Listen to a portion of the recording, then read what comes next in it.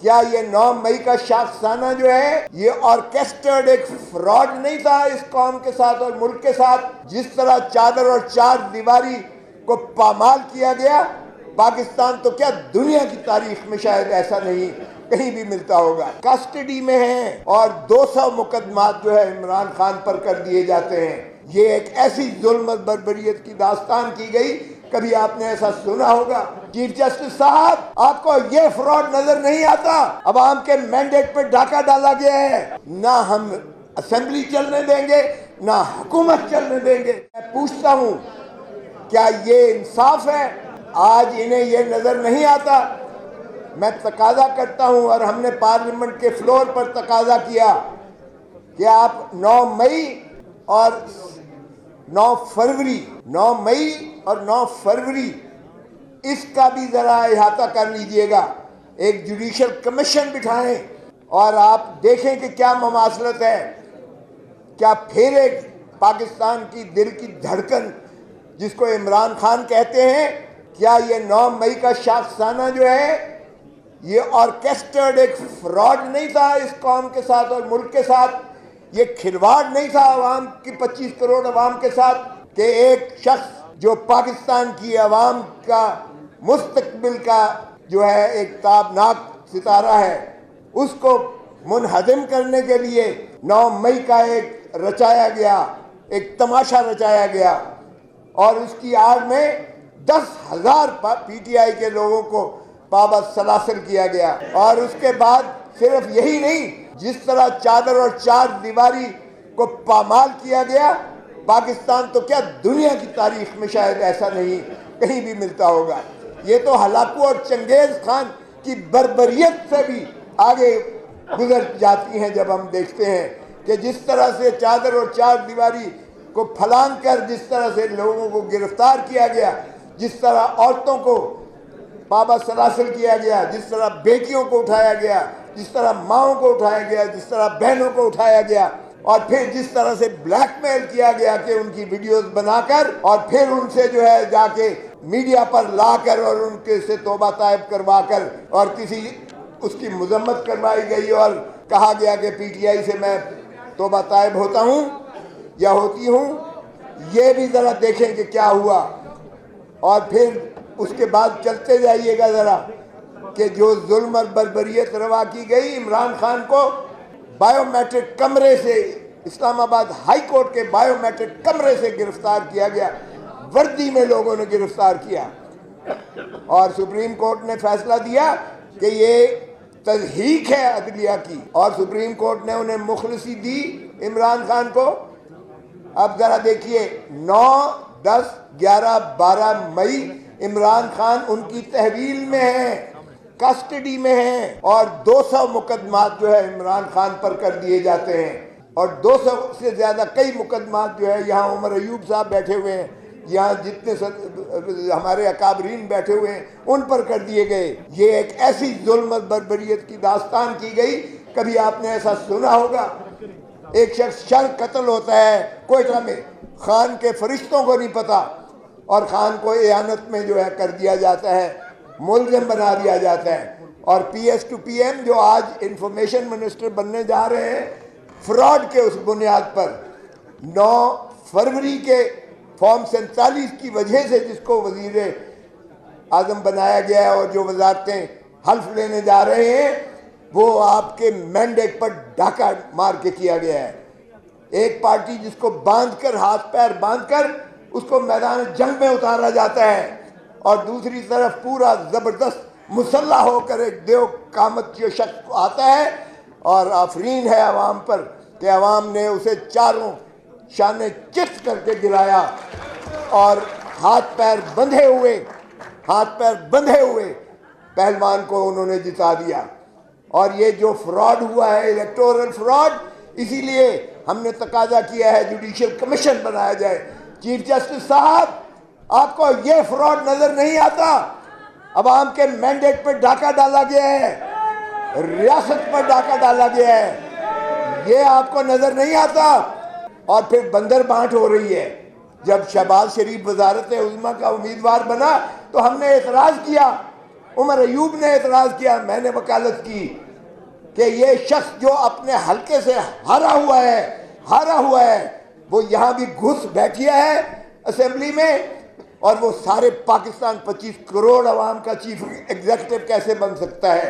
اور ہم نے کہا کہ اس کو ذرا فورنزک کروا لیں، فارم 47 دیکھ لیں، فارم 45 دیکھ لیں، اور انہوں نے اگلے دن ویب سائٹ پر ڈالا الیکشن کمیشن نے، اور بچے نے دیکھا کہ کتنا بڑا فراڈ. اور بھائی تم نے 825 کو اگر 325 کیا تو کم از کم کوئی عقل تو استعمال کر لیتے، یا آپ نے 1500 میں سے ایک کاٹ دیا اور 1000 کم کر دیا ووٹ. یہ بھی اب یعنی نیکڈ آئیز سے آپ کو فراڈ نظر آیا، اور پھر انہوں نے منہدم کر دیا اسے. لیکن وہ اس وقت تک قوم کے سامنے سبھی چیزیں آ چکی ہیں. تو ہم نے یہی تقاضا کیا کہ اگر عوام کے آپ مینڈیٹ کو بحال نہیں کرتے، نہ ہم اسمبلی چلنے دیں گے، نہ حکومت چلنے دیں گے، نہ ہم اس خداداد مملکت کو اس فراڈ کے نیچے عوام کے مینڈیٹ پر ڈاکہ ڈالنے دیں گے.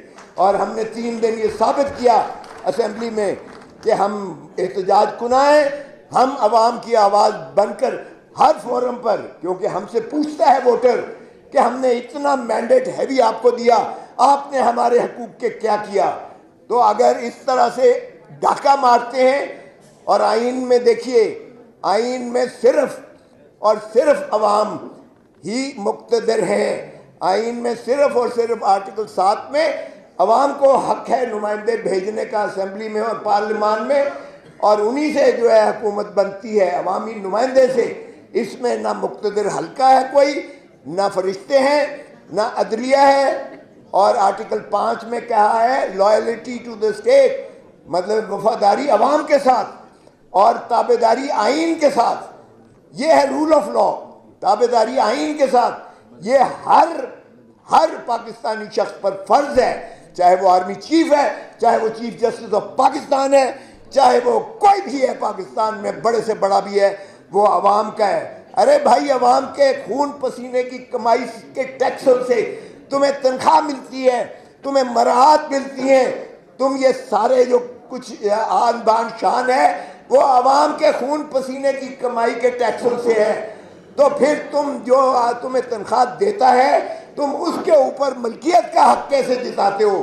اور ایک ہی ادارہ ہے پارلیمان جو عوام ہے، جن کو پریمیسی اور سپرمیسی ہے. باقی کوئی عوام یہ وہ ادارہ نہیں ہے.